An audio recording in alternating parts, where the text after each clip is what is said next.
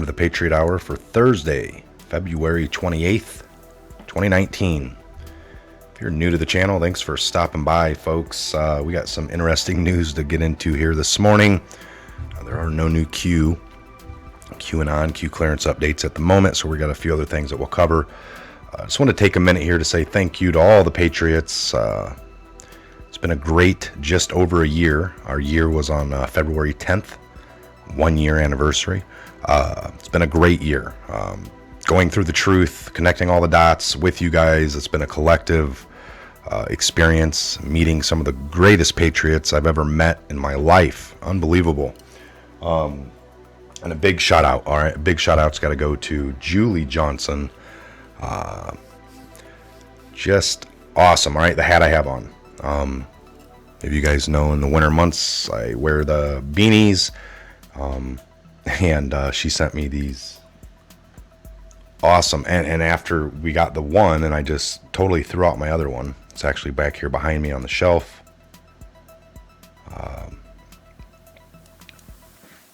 Here we go.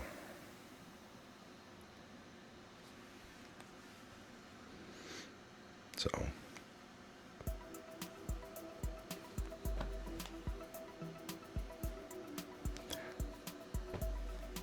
I mean, they would probably look a lot like, hold on here, let me get this light back on a little bit, it'll help. So this one's like navy blue to the black. Some are in red. Some are in white, but they all have the logo. Really, really awesome, guys. Ball cap.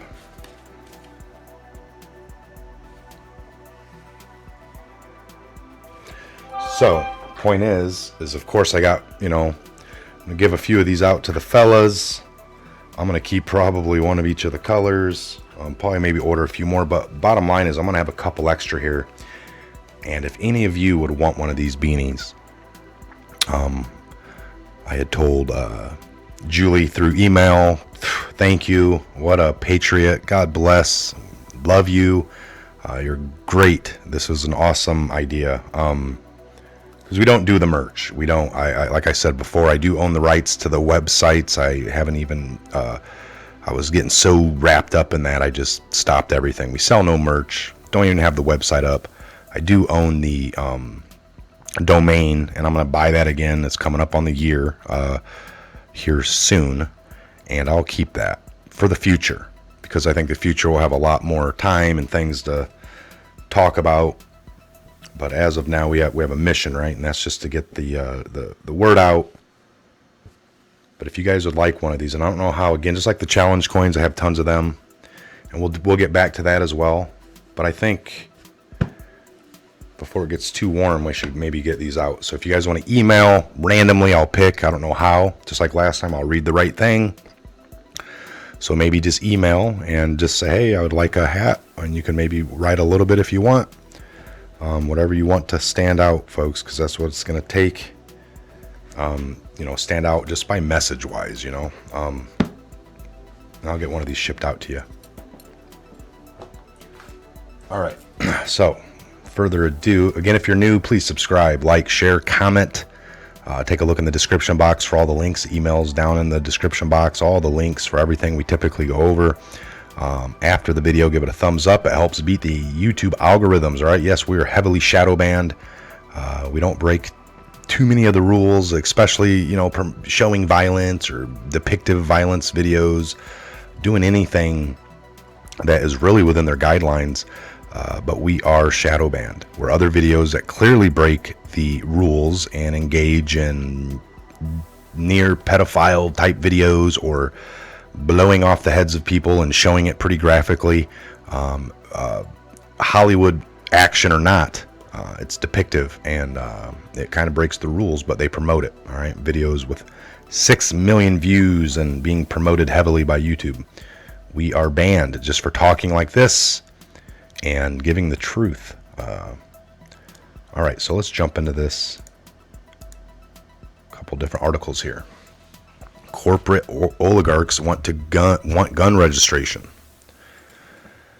30 minutes ago. So corporate oligarchs want gun registration. Corporate oligarchs are calling for more gun control when the U.S. House expected to vote Wednesday on a universal gun registration, H.R. 8. 4 CEOs signed a letter urging Congress to spearhead this legislation. Blake Makowski, the founder of Tom's Shoes, has joined the anti-gun frenzy. At first, Tom's board of directors debated whether the CEO should be involved with political issues as controversial as gun control. Makowski said everyone was very concerned about us doing something like this and somewhat hesitant to take on this fight. However, the board eventually embraced the gun control hysteria, and Makowski noted, but ultimately we recognize that this was an opportunity for us to really be a leader in the business and to show our customers that we are engaged in issues that matters most to them.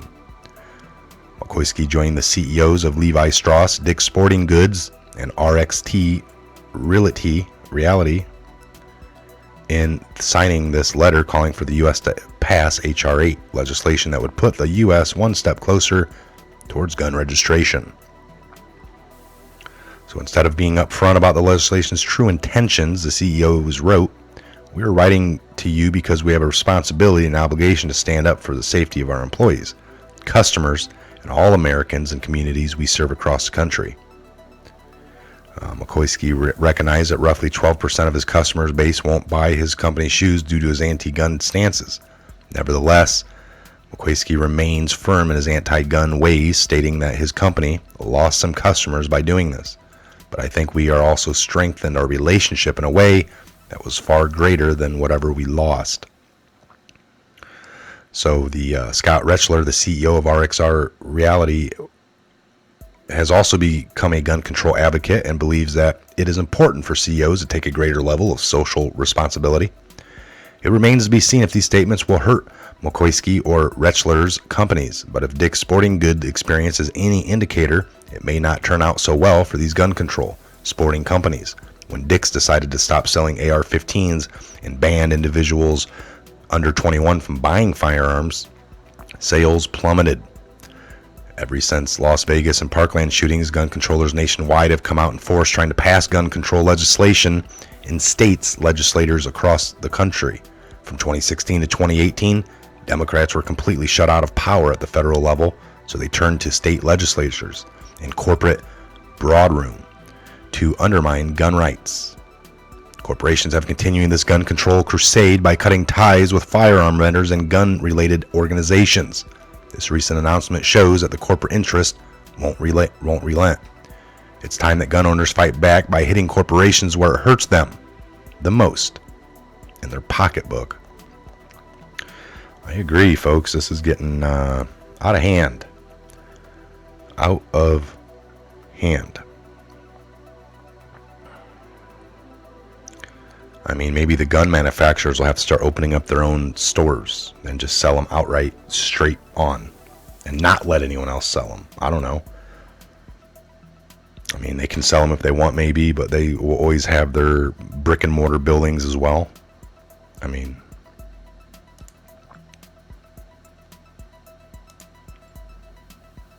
all right.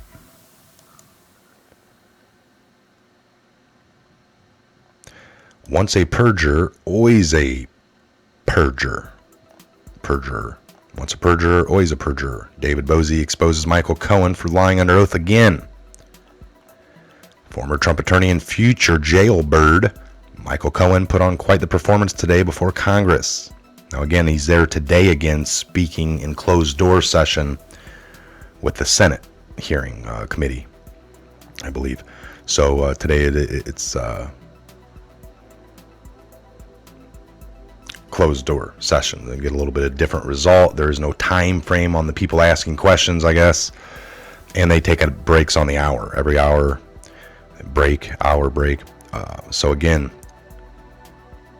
put on quite the performance yesterday before talking to Congress. Speaking to the House Oversight Committee, the disbarred lawyer painted the picture that he was the victim of a master manipulator and sleazy con artist. Cohen did all he could to back up Democratic talking points given to him by his Clintonesia attorney, Lenny Davis. Clintonista attorney Lanny Davis with various baseless statements. Donald Trump is a man who ran for office to make his brand great, not to make our country great. He had no desire or intention to lead this nation, only to market himself, Cohen said. I know what Mr. Trump is. He's a racist. He's a con man. He is a cheat, he added, deriding the platform of hate and intolerance that his former longtime boss supposedly used to win the presidency. While Cohen acts as if he is above the fray of somehow more reputable than Trump, it is widely reported that he once pinned for a major role in the administration. After he was kept on the outside looking in due to his evident lack of competency, Cohen's bitterness combined with lack of business ethics used him to flip. This is coming directly from Trump's own sons. Trump Jr. nailed it. It really was the biggest joke of the entire transition. The beginning of his bitterness was when he realized that it was never going to happen. Hashtag delusional. Eric Trump. Michael was lobbying everyone to be chief of staff. It was the biggest joke in the campaign and around the office. Did he just perjure himself again? Cohen maintained that he never wanted a role in the administration during the hearing, as he was being grilled by Representative Jim Jordan, Republican of Ohio, and other conservative lawmakers annoyed by the histrionics of his shameless liar. I can tell you a story of Mr. Trump reaming out former White House Chief of Staff Reince Priebus because I had not taken a job where Mr. Trump wanted me to, which is working with Don McCain at the White House General Counsel's office, Cohen said. I brought up a lawyer who prescribed a memo as to why I should not go in because there would be no attorney-client privilege, and in order to handle some of the matters I talked about in my opening, it would be best suited for me not to go in, and that every president had a personal attorney, Cohen added. Best-selling conservative author and Trump confidant David Boies calling foul on Cohen's assertions. Boies maintains that Cohen is in a delusion of grandeur, lobbied him thinking he could be chief of staff while Boies served on Trump's presidential transition team. If this allegation is true, that would mean the serial liar Cohen perjured himself yet again on the stand today. Michael Cohen asked me to support his effort to be chief of staff when I helped run the president transition team. He perjured himself again today. House Oversight and Reform Committee Chairman Elijah Cummings ultimately bears responsibility for this farce, trotting around this lowlife who will soon be behind bars to score cheap partisan political points as FBI spook Robert Mueller's special investigation on Russia collusion fizzles out. Cummings attempted to paint Cohen in a sympathetic light during his closing statements. So Representative Elijah Cummings delivers an emotional closing statement as the Michael Cohen hearing ends. Hopefully this portion of your destiny will lead to be better. Michael Cohen, a better Donald Trump, a better United States, and a better world. With Democrats in Congress hell-bent on destroying President Trump no matter at what cost, the rule of law will continue to be under attack until at least next year's presidential election. Cohen is just the first of many scumbags who the left will ruthlessly exploit at the expense of justice and sanity in a desperate attempt to regain their lost power. And that is about the truth of it, folks. We are witnessing the systematic demise of the system that is going absolutely nuts. See, now Hillary's supposed to be in office right now, so all this stuff that they're doing would come out in a little different light. Now that we have the opposite kind of going on with Trump, they're still kind of doing their agenda, and it's coming out just mad crazy. It's like they're still trying to push forward with this idea of what they're wanting to do, but they just don't have the support, and it's just coming out crazy. That's all there is to it. So, I mean, how desperate? Like they said, the first order of business you do is you call back a liar from a month ago, and then they asked him, like, well, did you talk to any Democrats? I mean, this guy worked for Trump, was with Trump, and all of a sudden it's like, yeah, he's got Hillary's lawyer, Lanny Davis. He was talking to Adam Schiff a lot. Cummings, Elijah, the head of the whole thing committee yesterday, he was in talks with him a lot. Now, did they beg you to come on? No, I wanted to. Well, heck, the one guy said that he had to kind of plead with you to come on and do this. And no, I wanted to. So which one of you is lying? This is really nothing to do with anything other than he wanted to act like it was his idea, and this other guy, Democrat, was saying it was his idea, and they wanted him to come on, and not a real big issue, but even that was debated about. This guy's a known liar. He hadn't even done his time in jail yet. Again, like we don't know his heart or what he's, already come to, but typically it comes, you're in jail for a while and you're really reflecting on what you did wrong, and he's already back at Congress like, I'm wanting to walk a new life now. It's been a month since I was here last and lied under oath. Now believe me this time. And he just sounded very bitter again. That's what the reports came out from him lying in the first place, that he was really good and liked to put blame on other people at all cost when he could. I'm sorry, but really, Trump's the evil man, and I was just following him for 10 years. Well, none of your crimes that you got charged with, they went backwards. So this tax thing where you mess with the HELOC loan line of credit and did this, was that to protect Trump in some way? No. This was that to protect Trump in somehow, some way to protect him? No, that wasn't either. All his crimes were of his own dealings. Nothing to really cover for Trump for, other than the fact that you got put into a Russia investigation because you were around Trump, and they fine-tooth combed him so bad. Same thing happened. I guess he was in front of Rod Rosenstein 8 years ago for something, and they didn't have enough on him. Or Rod Rosenstein tried him, and if I got that right, it's not him. It was one of these other players that we know about.